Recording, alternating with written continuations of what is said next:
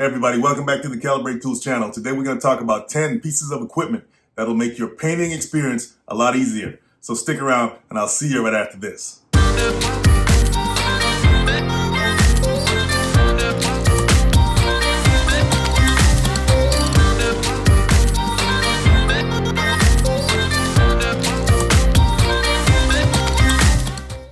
Alright guys, so the first piece of equipment we're going to talk about are these right here. These are called painter's pyramid stands. Why is that? Because they look like little pyramids. Got the three sides and the spiked top. All these do is help you paint all sides of your object without having to rest it on the surface, say, of your table. Now I've covered this table up, obviously, right? But if I was painting something, I wouldn't want to rest it on this table and have the paint mess it up. That's what these are for, pyramid stands. So this came in a pack of 10. So all you would do is take however many you need. So let's take this much. That's about 4 of them, right? Space it apart there. And let's just say you've painted something and you need to rest it down, or you want to paint something. All you have to do is rest it on these. You take your brush and you paint your object.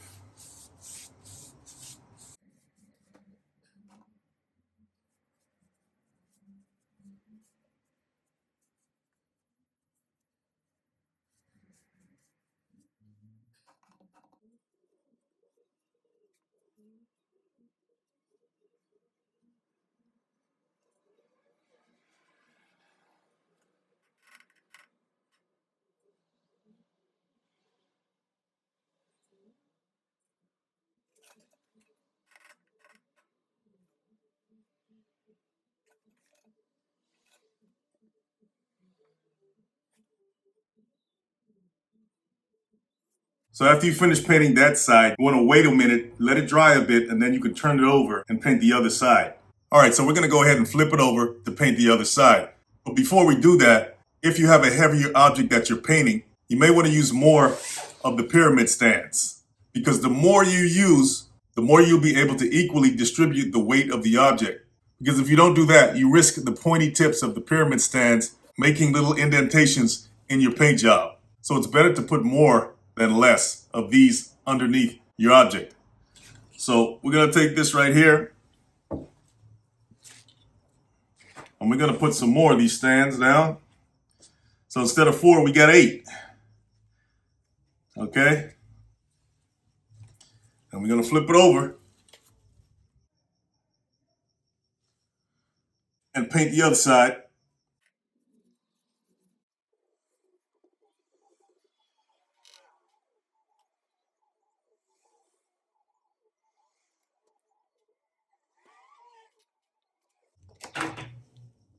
So as you can see, there's no indentations from the pyramid stands left in the paint job.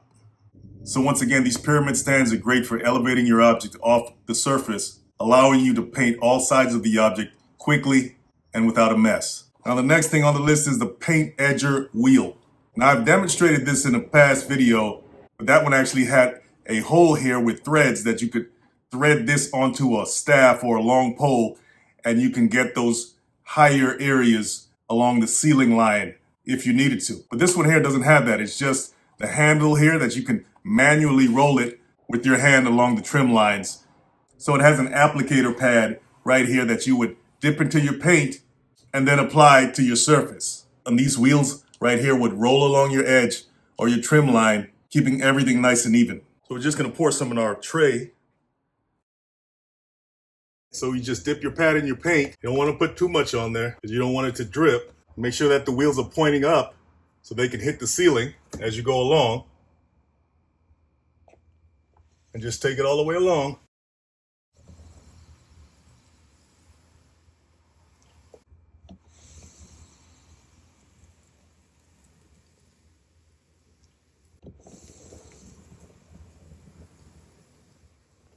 So that's just a quick way of cutting in when you're doing your ceilings or your trims. This is real handy for that.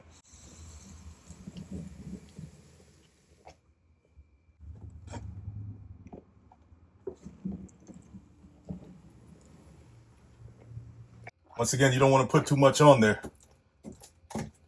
Okay, so you want to dip it in your paint and kind of smooth it out there on the pad so it won't be too clumpy. It's good for cutting around door frames as well. Make sure your wheels are touching the frame though when you do it.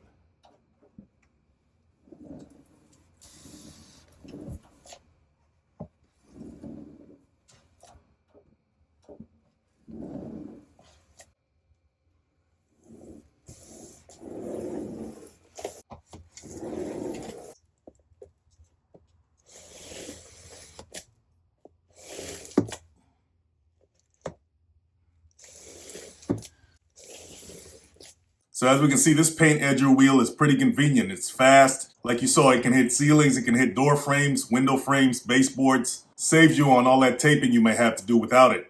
I definitely think it's worth trying out. All right, guys, next up is the paint corner pad. If you notice, it's shaped like an L because the pad itself is designed to hit those internal corners. And you'll get a more even coat than if you used a brush. So you just dip both sides of your pad in the paint. Make sure you get it all on there.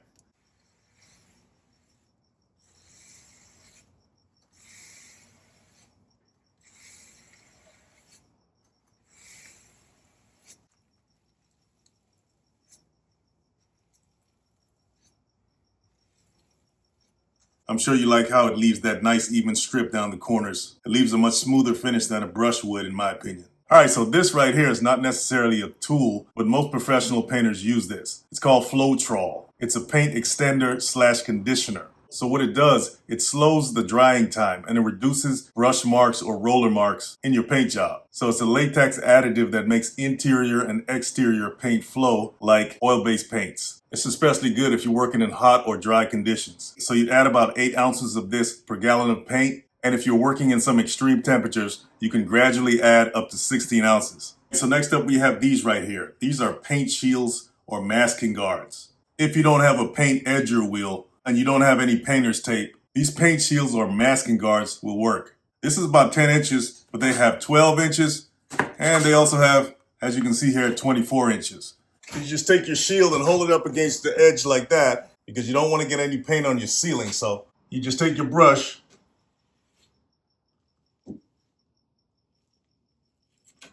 and keep going down the line.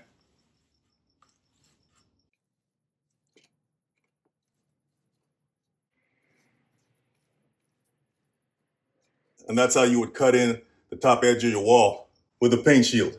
All right, so everybody knows pouring your paint out of a can like this can get pretty messy. That's why they have things like this. This is called a snap cap. And you take it and put it on top of your paint can like that. Snap it on, right? Or at least it's supposed to snap on. Okay, and as you can see right here, it has an extendable spout, right? It's kind of a telescopic spout that you can push down in there if you're not using it, or you can pull it up when you're using it. And right here is the hole that you need to have open, right? When you're pouring something, it has to be that extra hole that allows the liquid to come out. Then you'll take your paint and pour it into your tray. And it just comes out nice and clean, no mess. Now you can pour your paint into a tray, or you can pour it into your mud pan, and that's the next item we're going to discuss. Why would you want to use a mud pan instead of a tray? Well, you're really not getting any benefits over a tray other than the fact that a mud pan holds more paint, because obviously it's deeper than a tray and you don't have to refill it as much. And just like a drywaller, you can carry this around in your hand when you're using a paintbrush, which makes it a lot more convenient than carrying a tray around in your hand, right? So you just pour some paint into your mud pan.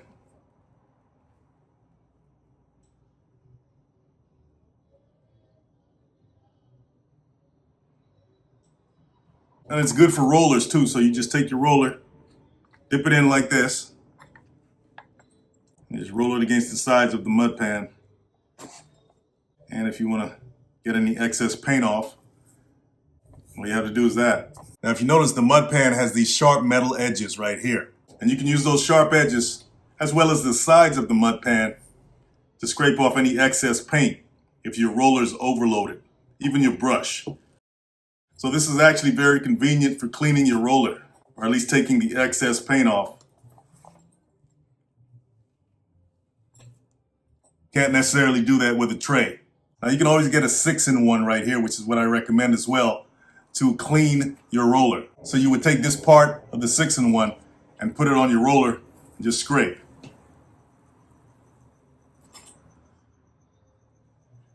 Comes right off.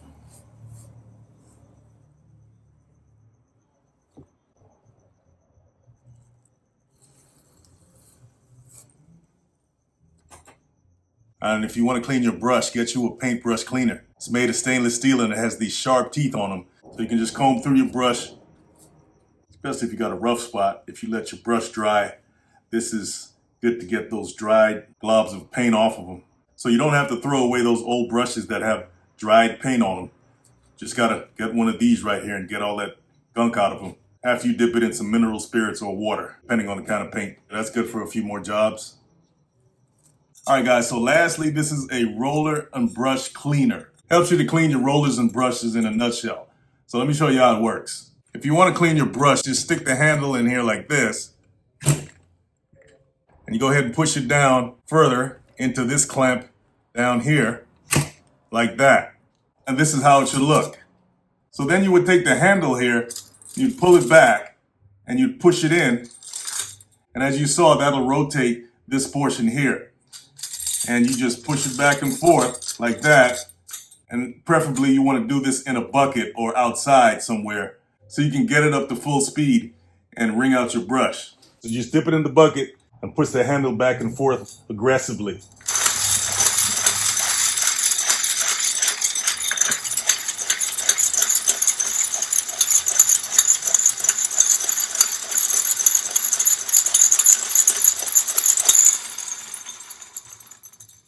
And so it wrings out your brush there. If you want to dip it in liquid again and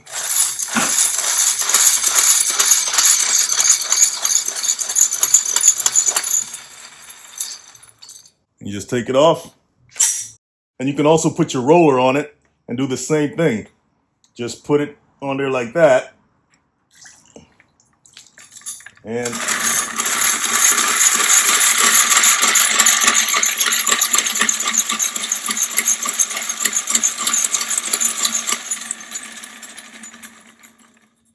wrings all the water out of it, at least as much as it can. Hey, so that's 10 tools that can make your painting job a lot easier. If you appreciate the content and want to support the channel, hit the links below, and I'll see you in the next one.